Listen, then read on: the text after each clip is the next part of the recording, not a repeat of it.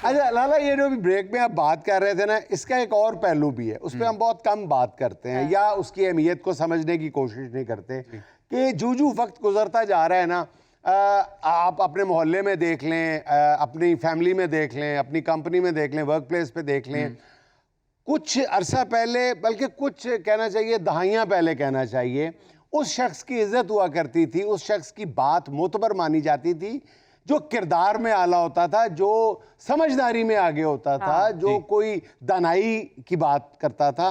लेकिन अब बबांगे दोहल इंतहाई बेशर्मी के साथ, दीदा दलेरी के साथ उस शख्स को इज्जत के काबिल समझा जाता है, उसी शख्स की सिर्फ इज्जत की जाती है जिसकी जेब भारी होती है, चाहे वो रिज़्क़ हराम है। इसका अगला स्टेप ये है कि जब यानी हमने ये शुरू कर दिया, उसकी इज्जत करनी शुरू कर दी जिसकी जेब में पैसा है, तो उसका अगला स्टेप ये है कि फिर हमने रिज़्क़ हराम और रिज़्क़ हलाल की तमीज़ करनी भी, तखसीस करनी भी छोड़ दी। और इस रवैये ने ना हमारे पूरा जो हमारा जो सोशल फैब्रिक है या माशरती तारपो है ना, उसको बखेर के रख दी। एक ठोकर मार के हम आगे निकल गए हैं कि नहीं नहीं नहीं नहीं, ये हरफ आखिर है कि अमीर आदमी की इज्जत होगी, उसी की इज्जत होगी जिसकी जेब में पैसा है। वो जितना मर्जी बदकिरदार है, उसने पैसा हराम तरीके से कमाया है, एक झटके में कमाया है, रिश्वत से जैसे भी कमाया है, जिसकी जेब में पैसा है वो अकले कुल है। और वही बात आ जाती है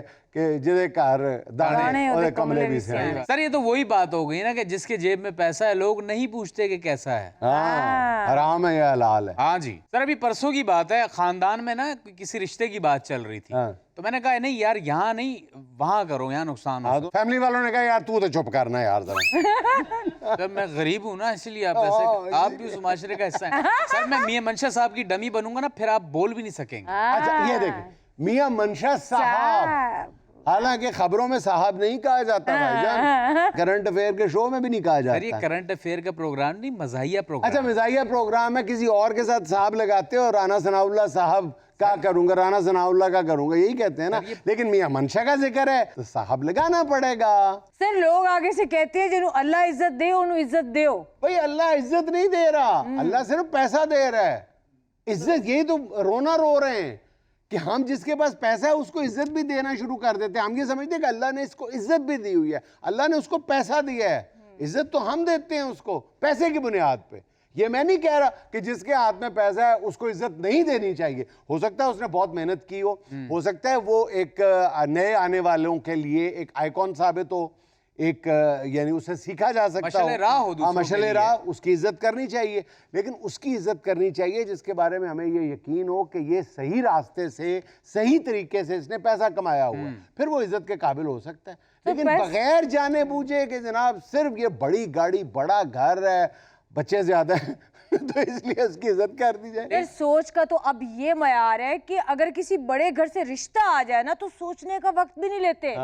ना ये कहते हैं कि भाई इस्तिखारा ठीक नहीं आया। इस्तिखारा हमेशा ठीक ही आता है। और ना ये कहते हैं जी बड़े हाजी साहब आएंगे तो फिर दसूंगे। सर इस मामले का एक और अफसोसनाक पहलू आपको बताऊं कि मुआशरे में जिसके पास पैसा है सिर्फ उसकी ही इज्जत की जाएगी।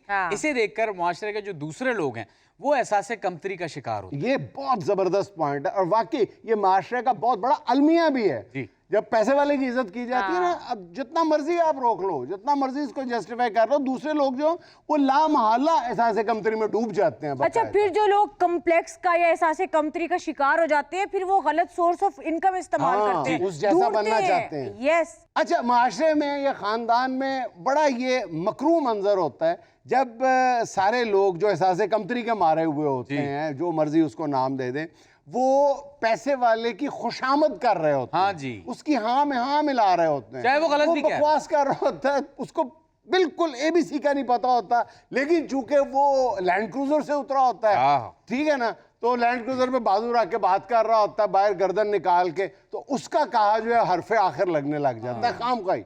बिल्कुल ऐसा। और हमारा देख लेना, आम माशरे में देख लें कि रिसीव करने का थाना, कचहरी, सरकारी दफ्तर, वो बाइक पे कोई जाता है थले उतर के गाल करना, और अगर कोई लैंड क्रूजर पे जाता है सर तशरीफ ले आओ ना जरा, ये हमारा फर्क है। क्योंकि मुआशरे में इतनी खुली नंगी चिट्टी मुनाफकत होगी तो फिर इसी तरह के मज़ाहिर सामने आएंगे ना। अच्छा सर अभी कुछ साल पास्ट में चले जाएं, आप देखें शहरों में, देहातों में पहले लोग कोई फैसला, सालसी या कुछ पूछना होता था, ये लड़ाई झगड़े का कोई सुलह करवानी होती थी, तो वो देखते थे कि भाई कौन सा मोहल्ले में या गांव में बंदा ईमानदार है, नमाजी, परहेजगार, दयानतदार बंदा है।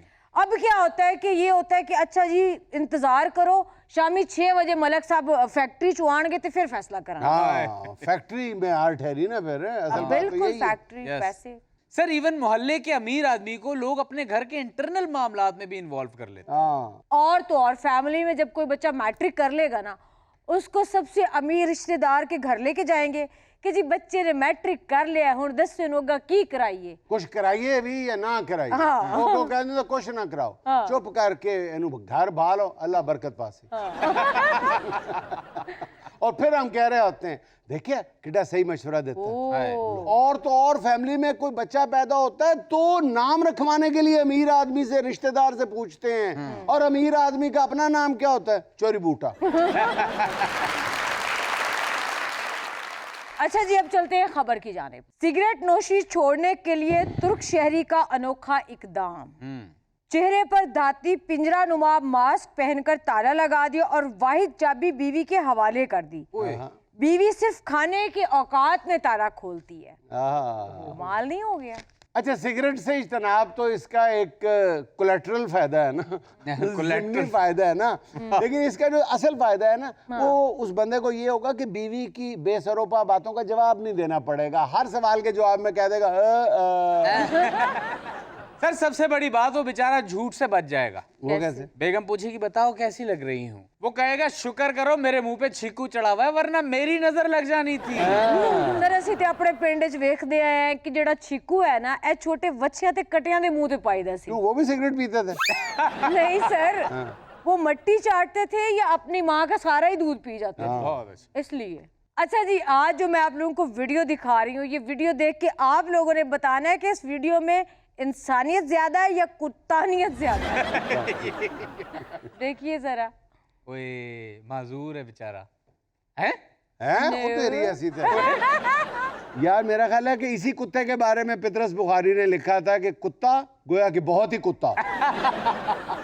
सर एक्टिंग चेक करें उसकी। कितना फनकार है यार, ये इंसानों को पीछे छोड़ गया यार। ओ माय गॉड, तेरी ऐसी सर ये इसने इंसानों से ही सीखी हुई हरकत है। कुत्ता बड़ा ज़हीन है सर। वैसे जो एक्टिंग इसने माजूर होने की है ना, इसको ऑस्कर बनता है। बिल्कुल बनता है भाई।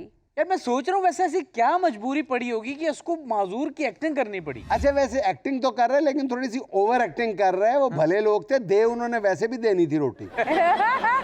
सर दे तो उन्होंने वैसे भी देनी थी, लेकिन ऐसे जरा हमदर्दी से कैसे मुंह में नवाले डाले। सेंस ऑफ अचीवमेंट लग रही है। एग्जैक्टली। वो कहता है मैं करके खादी। यस, ये बात। सर ये मुहज़्ज़ब मुआशरे का टॉमी है। जे साडा कुत्ता होंदा ना ते रोटी दे नाल हाथ भी ले जांदा। और अगर दूसरी तरफ बंदे भी हमारे ही खाना खा रहे होते ना, उन्होंने मना कर देना था यार लंगड़े कुत्तों को क्यों रोटी पाउंडे, इन्हें कड़ी 100 मीटर दौड़नी। ऐसे ही।